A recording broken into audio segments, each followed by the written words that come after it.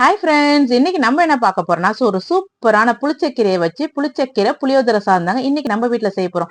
அதுக்கு நான் ஃபர்ஸ்ட் நல்லா புளியோதரை பொடியை ரெடி பண்ணிக்கலாம். வானில் வச்சு நல்லா காஞ்ச மிளகா 4-5 காஞ்ச மிளகா, 1 ஸ்பூன் மல்லி, 1 ஸ்பூன் கடலப்பருப்பு, கொஞ்சமா மிளகு சீரகம், அது கூட கொஞ்சோண்டு எள்ளு சேர்த்துட்டு கருவேப்பிலை நல்லா வாசனைக்கு ஒரு கொத்து கருவேப்பிலை எல்லாத்தையும் சேர்த்து நல்லா வறுத்துட்டு கொஞ்சம் பெருங்காயத்தை சேர்த்து ஆற வச்சிடலாம்.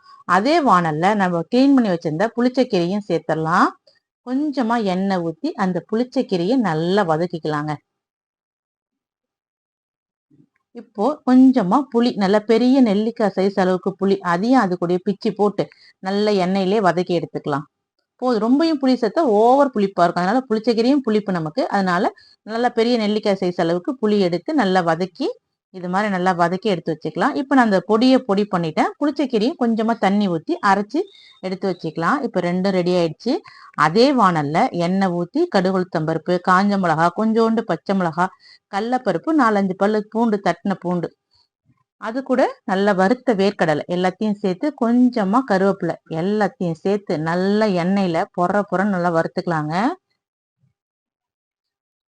இப்போ நம்ம கடைஞ்சி வச்சிருக்க அந்த புளிச்சக்கீரை அது கூட சேர்த்துக்கலாம். கொஞ்சமா தண்ணி ஊற்றி கூட அரைச்சிக்கலாம்.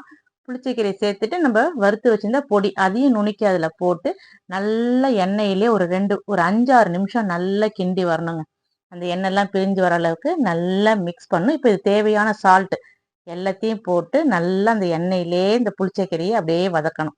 ஒரு 5-6 நிமிஷம் நல்லா வதக்கினா ஒரு சூப்பரான தொக்கு, புளிச்சக்கீரை புளியோதரை தொக்கு அருமையா ரெடி ஆயிடும்.